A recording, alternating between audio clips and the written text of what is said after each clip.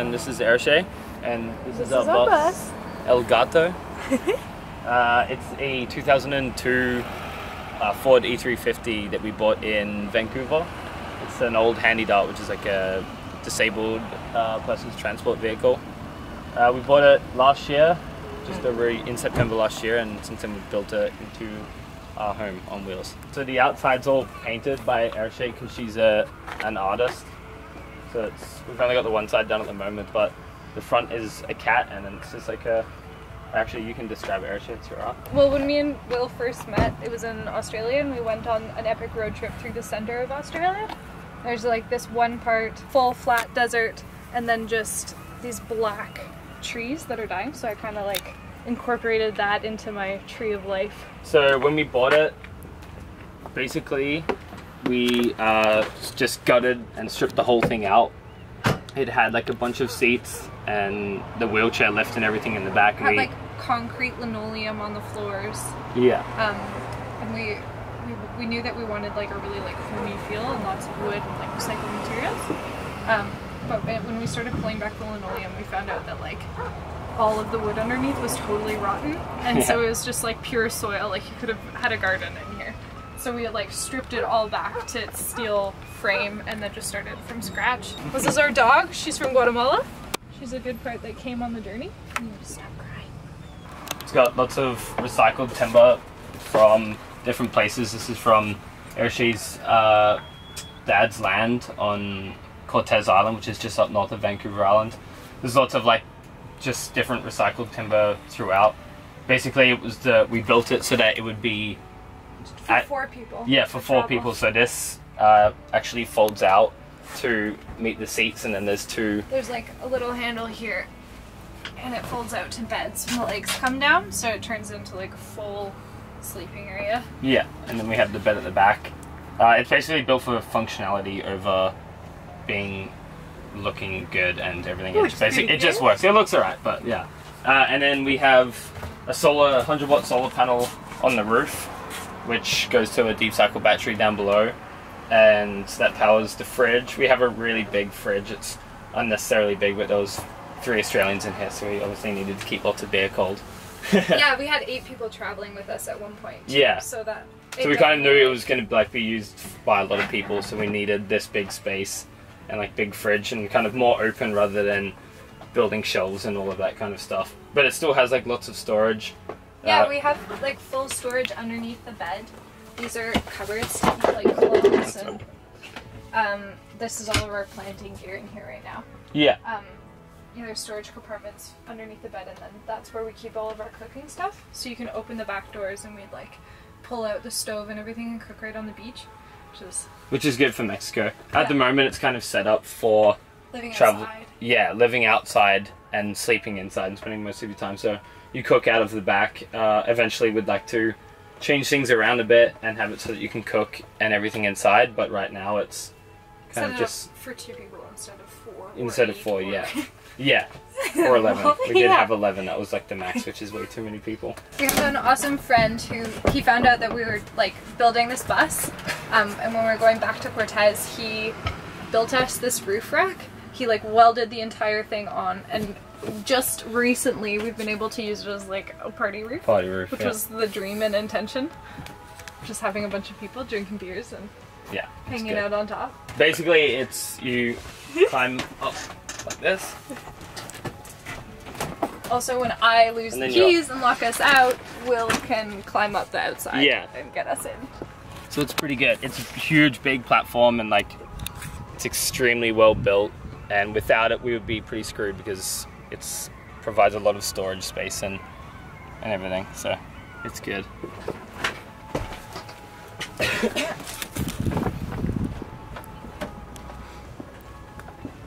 That top goes out basically to like, it's a huge top, I don't know how big it is, but so it goes out the back, and so you can have basically like an awning, but a cheap one that you can relax under. And there's all of really messy at the moment, but basically we have the stove and everything pulls out to here, so this is like the big counter space, and then that's basically like cooking gear and everything. And then that's planting food. stuff right now. Yeah, it's really packed full of stuff, but yeah, we haven't been using this space so much because we've been working. Yeah, and also if you're kind of living in a city or whatever, like we've been spending the last 4 or 5 days here in Victoria, so this is not exactly perfect for like living in a city because it's very open and your life is, which was kind of nice about traveling because we would stop somewhere and there'd be like 6, 7 of us all around cooking and people would be coming over and chatting to us the whole time, which was nice. So it's good for that, but also like if you want to live and you want to be a little bit more profile, then cooking outside isn't the best. So that's why eventually we'll have it set up inside. When we were in Baja California, there's this really cool beach called Cerritos. It's a little surf beach, and we just like parked the bus up on the beach and then like just like pulled everything out. So there's like 4 people and our friends like set up tents, and then like all of the surfer, like the local surfer dudes in the community, we just like had all these chairs set up and like just full jams, and we could like be cooking out the back and just like feeding everyone food. Everyone, yeah. Because it's so public, it's super open, which is awesome. Having the doors open and like the breeze in your face is so nice while being in bed. Yeah. That's the dream. When we went planting, generally it was okay, but we were planting in Clearwater in the interior of BC, and that was like really, really buggy. So we battled with it for a little while, but eventually like having these back doors being able to open was great because we just put a big mosquito net and kind of, it was just very temporary, like we just taped it to the inside and tucked it in, but we could have the back doors open, so it was stayed really cool with that. But it is pretty difficult. Like I'd like to find out how some other people got around that, having like the windows being able to, they have to open from the inside, so whether like, and they don't really want to like bolt on like fly screens or something to the outside. So that's something before next planting season we'll have to work that out because it was pretty hard. But this solution also worked, and we only needed it for 2 months. So work in places where there are no bugs. This is chalkboard paint. So basically the idea was to have the whole back be, and just have like a piece of string dangling, and while you're traveling or living and you get weird notes or people's art written on the side or whatever, but it's kind of a bit unfinished. The painting side of it has been pretty difficult because the surface has to be so clean and prepared. You have to like stop moving entirely for about a week, otherwise you get all like the bugs and like little bits from a road, like the dust, everything sticks to the paint if it's not bone dry, so like you really can't travel and paint. It's been a rock solid vehicle, and we've done, I think, probably close to coming up on like 40,000 kilometers, and we haven't even had a flat tire yet, so call it luck or whatever you will. It's been really solid vehicle, so that's the best part about it. Yeah.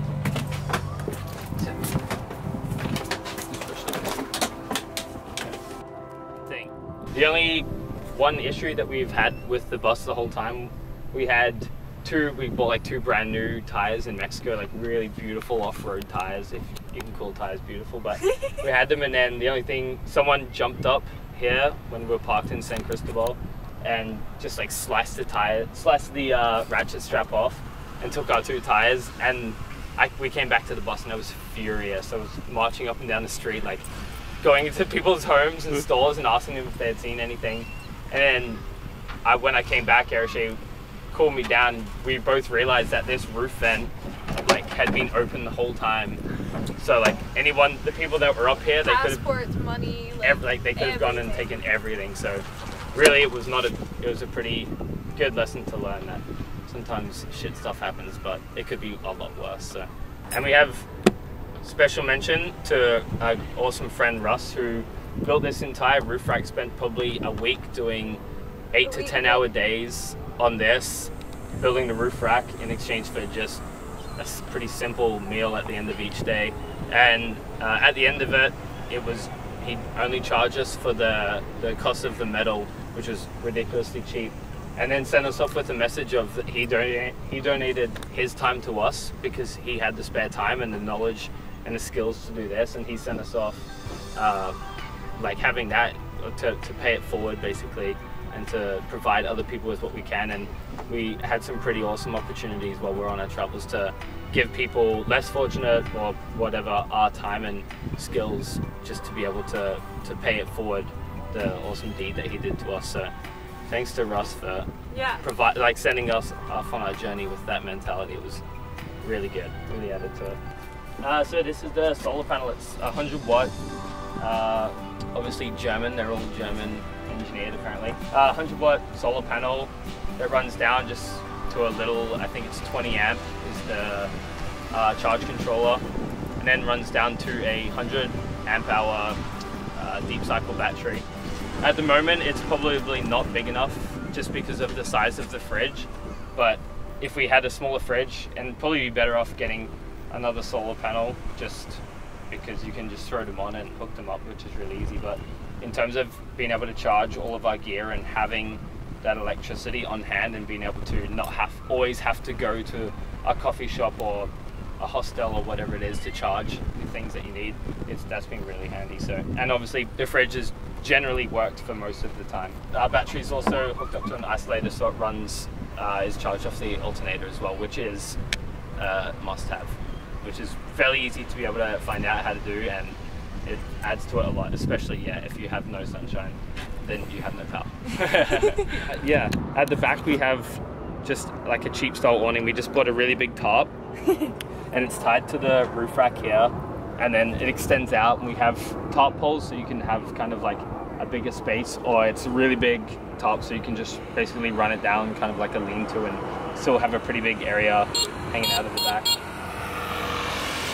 Also, our cool thing too is like if you flip it this way, we have temples that hook into the front. Oh yeah. Russ welded this on for us. We haven't set it up like this because if you're sleeping up here, you kind of want to be under the stars. The point of sleeping outside. But yeah, they go in right here, and then you just like bring the tarp over and tie it on. It's like a big tent basically. Yeah. Both of us work as tree planters at the moment, so basically work from April, I guess, and then all the way until what's going to be end of October. And then last year we did that, and the plan was to work as much as we can, then buy this vehicle, and then it worked because we worked for whatever it was 6 months, and then we had like 9 months holidays, so it's a pretty good job in that respect. Especially because we're always traveling around BC and going to different places, and yeah. We also well, I paint on the side, so when we were down south, you like go into hostels and you offer murals for exchange for accommodation and stuff like that, which is a lot of like the painting that's on the bus kind of style. We've been living in the bus now for just over a year, and it's like amazing, and it's really good. And obviously this, like, we haven't spent a winter anywhere, so I cannot comment on that whatsoever. And I don't know how that would be, but in terms of like the lifestyle of being able to, I mean, if you have somewhere that you can support yourself, like there's lots of people doing this who are working through the internet and stuff like that, so that helps a lot if you can do it that way that we do it with the tree planting, and then taking time off is perfect because, yeah, like I said, like it's either you bring your own vehicle or you're living in a tent. So like having your own vehicle and then being able to travel and go around everywhere is really sweet. And it's also a really nice way to be able to like share your life in a way with other people. You don't have to, we're like pretty open people, I guess, so it's like nice to be able to have people come in here and hang out in here and party in here and easily pick up 25 hitchhikers, whatever, you know, like it's nice to have like this big space. So yeah. I would definitely recommend this lifestyle. I always like having like a house party. You like go down to the beach or something, there'll be a bunch of musicians and like they come in and they jam or they make music, or like people want to cook with you or they're curious about what we're doing. When we were down south, we met so many families who were doing the same travel, mostly up from like a lot of people from South, like Brazil. Argentina. That couple from Argentina, we met this couple and they only had a 4x4 truck. They were just sleeping in the back of it with like, they had cook stove or whatever, but nothing else. Yeah. And they made enough money selling ball caps that they hand painted on the beach, and they just like sold those and then just kept traveling. We met, yeah, there's so many. Yeah, you meet a lot of like very similar people doing similar things when you're on the road like that. It's also like you can do the other thing as well, like there's lots of people who live in vehicles and don't necessarily travel, and like we were just in a car park like 10 minutes ago and there's 2 other vans with other people living in them, sort of like more low profile, but like it's definitely taking its to flight, this like kind of living in your own vehicle or whatever it is, tiny home or whatever. It's definitely a good movement to see people not being so reliant on working all of the time to just have like this big house that that you don't really need all of that space, or it's stuck in one place or whatever. So not everybody does. I mean, this life's definitely not for everybody, but it's good to even try because it's so easy just to try. It's way more comfortable than you think. Yeah, that's for sure. When we were both working in Australia and we decided to do a big motorcycle trip, was actually how we came about traveling from, because we both love traveling, we're both into seeing the world, and meeting people is like one of the other big things that we love. So the idea was to ride motorcycles from Canada all the way down to Argentina, and that was a big plan, and then funds and also lack of experience kind of got in the way. And, well, my part too. Yeah. But we decided not to do that, and then we were sitting for breakfast one day with one of my friends, Michael, and he was just like, he wanted to come traveling too, so he just said like, why don't we just buy a van? Kind of like, probably like his idea was a smaller thing, and then it just like clicked. When you get an idea, just like, why not try it? The only thing that's gonna happen is that you're not gonna like it, and then you're gonna get a different idea, and you should probably try that one. So I think when someone comes up to you and they're like, oh, I'd really like to do this thing, and if you have like a spark and you're like, yeah, that sounds pretty cool, there's no why not, or like, why shouldn't I, or just go and try it, and like the worst thing that's gonna happen is failure, and then you just try something different. Learning.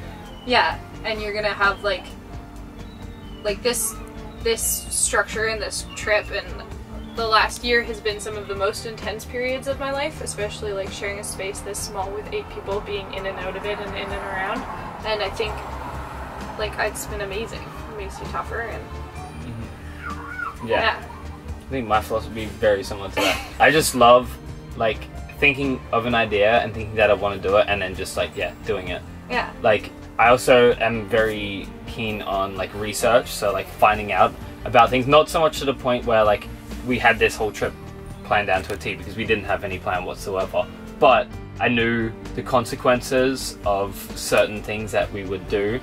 And like, so basically, yeah, philosophy would be, if you have an idea, something that you want to do, research the shit out of it, but do it. Just like, tell yourself you're going to do it. I don't do any research. Yeah, well, maybe that's why we get together. Hey everyone, Forrest Filmmaker here. Hope you guys enjoyed that video, and thank you for watching. Just a friendly reminder that in most cases, the people I interview have social medias and their links are in the description. This couple is still working on their Instagram, but once it's up, it's down there. I have also been compiling a list of items on Amazon that I think are essential for van dwelling and being off the grid. Most of these items I have either learned about while converting my old van, or the people that I interview in these alternative dwelling documentaries have told me about or used themselves. I also just recently started doing freelance photography and videography on the side, as well as YouTube videos, so I made a new website to showcase my portfolio, and that link is in the description as well. Thanks again for watching. I hope you guys have a nice week, and I'll see you next Monday.